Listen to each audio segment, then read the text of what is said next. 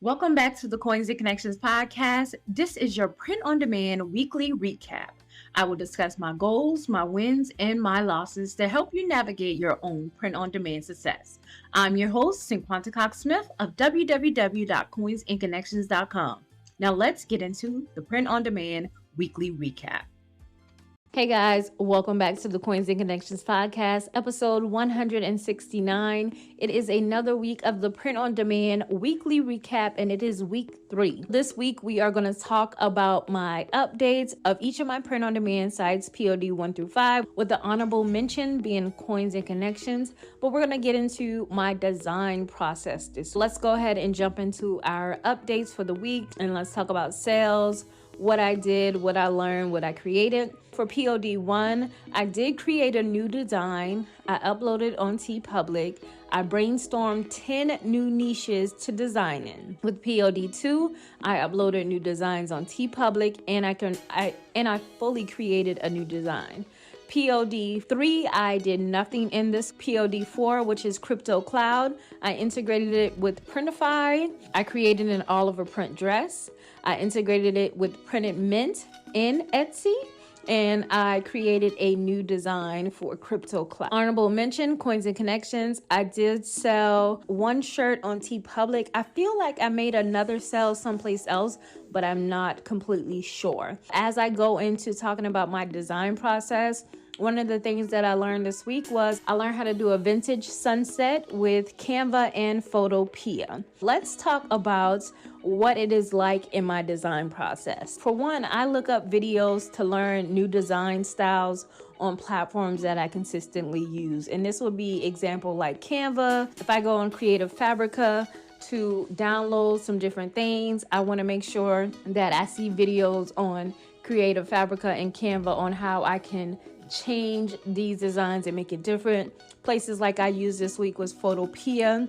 There's also a design place called Kittle, and BookBoat even has something, and I've used Placeit before to create t-shirt designs. Once I look up videos and different styles, and then I find something that I want to learn, I take the bits and pieces of what I've learned to create a new design from my perspective. The one thing that I truly try to pride myself on is being able to be open to learning new stuff and to find a style that works. So once I find a style that works that I like to try, I do it and I put it on a few different variations of different things. Maybe a white background, a black background, maybe with some of the different niches that I design in. Like, what is going to make this design stand out? Do I see others similar that are selling well? These are kind of things I question myself about. Once I get the few variations out the way, I start to bulk design. So I do have a bulk design process.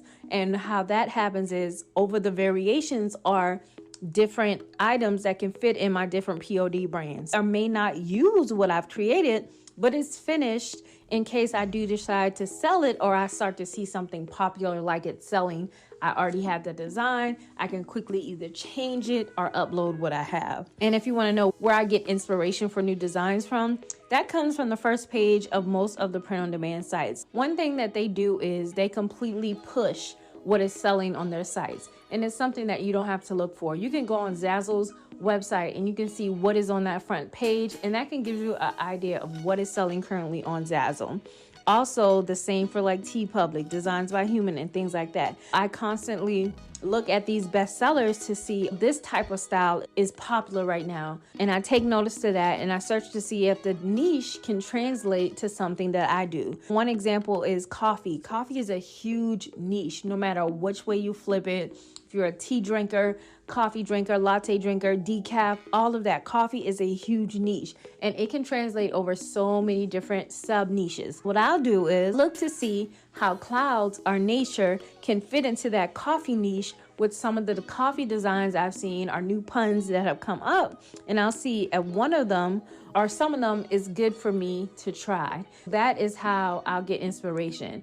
And it may be just my one design that is showing up that might be similar to clouds and coffee, But one thing about it is I'll try it out. And if I'm the only one, that's fine. People haven't caught up yet. I go and I test the waters to see if that's something that I can be ambitious enough in and to make a sale off of this niche mashup. I want to stay true to the niches that I have with my stores. If my store is about clouds and nature and flowers and things like that, how can I merge this huge coffee niche with my nature-like products? And that is how I mainly grab my design inspiration, because I've already known that I can sell a few pieces with cloud stuff on there. If I can reach the people who love to look up at the clouds in the morning while they're drinking their coffee, and for some reason tie that together, to me, that's a winning design that I can create for that small group of people.